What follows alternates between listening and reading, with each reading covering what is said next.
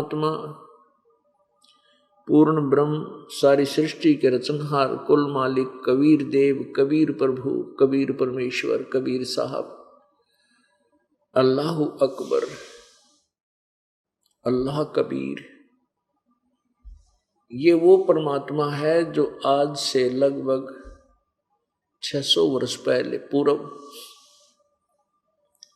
बनारस में एक जुलाहे की भूमिका किया करता था, जिसको लोग धानक कहा करते थे, गरीब शूद्र कहा करते थे।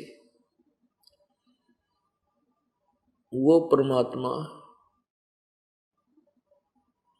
उस समय इसलिए उस शूद्र वर्ण में प्रकट हुए क्योंकि उस समय छुआछूत चरम सीमा पर थी और परमात्मा ने ऐसे सुख दिए उन सवर्ण जाति वालों को कि सभी उस शूद्र के चरणों में गिर गए। राजा काशी नरेश, वीरदेव सिंह बघेल, दिल्ली के बादशाह सिकंदर लोधी, मगहर नवाब, बिजली खान पठान आदि आदि उस परमेश्वर की असीम शक्ति को देखकर उनके चरणों में गिर गए। जनसाधारण का तो कहना ही क्या, ब्राह्मण क्या और दूसरी जाति क्या, सब उनके परमात्मा कबीर जी के शरणों में उस समय गिर गए जब ये छुआछूत चरम सीमा पर थी।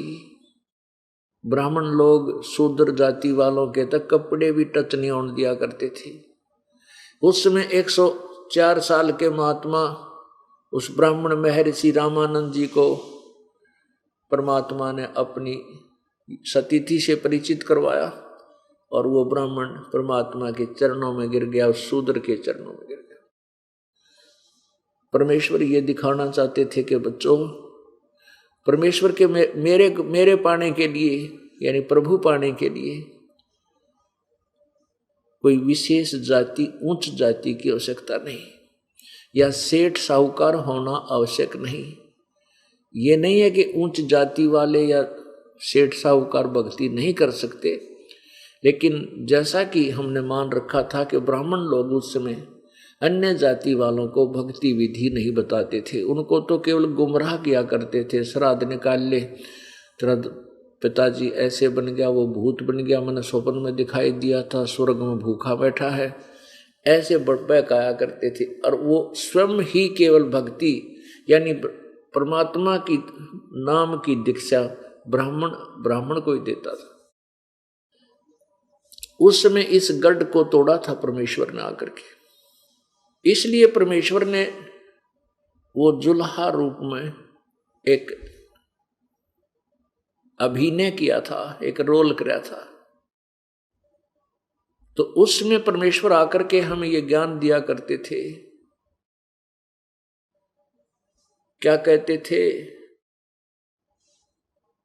जैसे मोती ओस का ऐसी तेरी आवे, कहे कबीर करो बंदगी भाई, फेर ना ऐसा दाव, बहुर ना ऐसा दाव। फिर आपकी सतिथि बताते थे, फिर आपकी सतिथि से आपको परिचित कराते थे।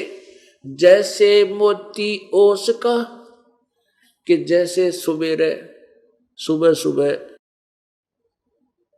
इनके ऊपर, घास के ऊपर, कांटेदार झाड़ियों के ऊपर ओस का जल एक बिंदु सा बनकर के लटक रहा होता है और वो चमकता है सूर्य की रोशनी में, जैसे मोती चमकता है, बहुत सुंदर लगता है।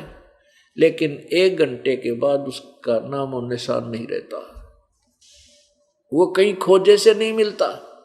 परमात्मा कहते तुम्हारा जीवन, तुम कहां फूले फिर रहे हो इस काल के लोक में, आप जी का जीवन इतना ही है कि जैसे मोती ओस का, ऐसी तेरी आव, ऐसी तेरी सतिथि है और कह कबीर करो बंदगी, भाई बहुर ने ऐसा दाव।